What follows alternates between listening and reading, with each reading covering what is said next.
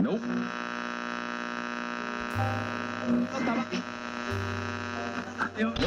Greetings and salutations, all ye faithful Gentiles of the seven-headed golden draft.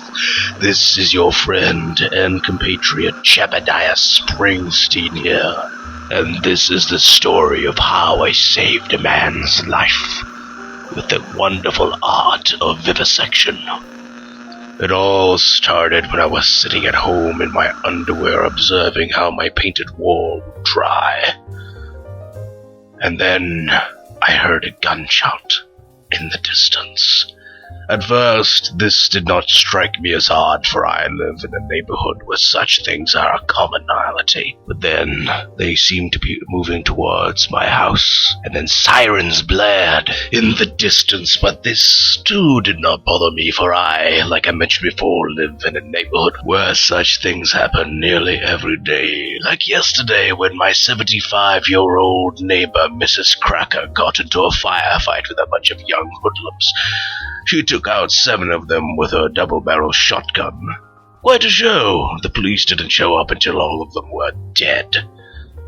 But anyway, I went out on my perch to observe the circus of violence that would most likely be playing out on my street corner again. Unfortunately, it wasn't anything that exciting this time around. No helicopter gunships getting in a shootout with a bunch of gangbangers, or ground-to-air missiles being sold from the back of cars. Instead, it was a casual police pursuit. A man running away, shooting behind him at a police officer. Not a renegade tank in sight.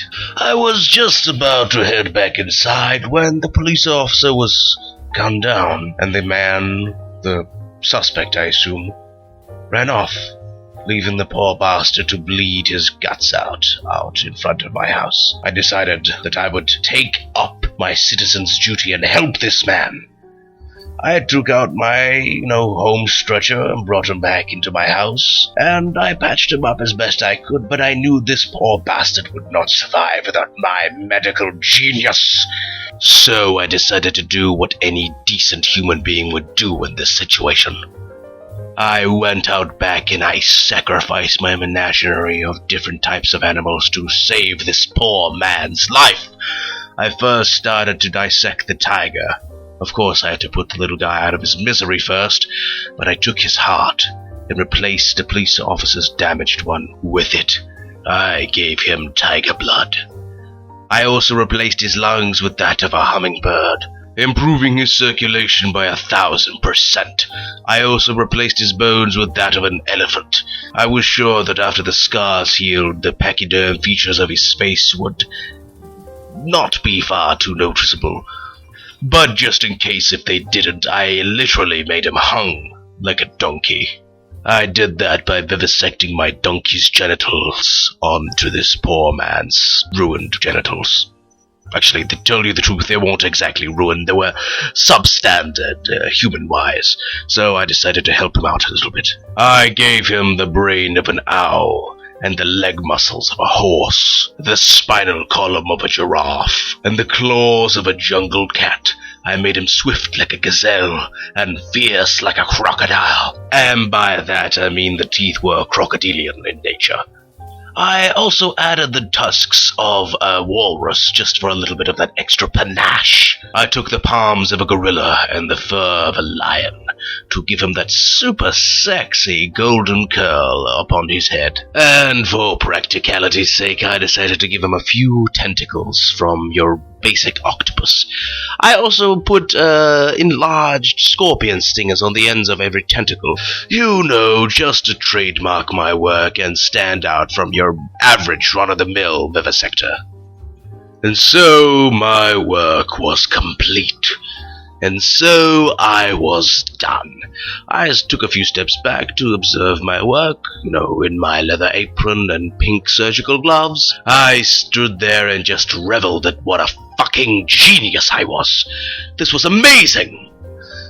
The poor bugger was covered in bandages and sitting in a wheelchair with a hospital gown half-heartedly put on him. The kinds that don't have the back.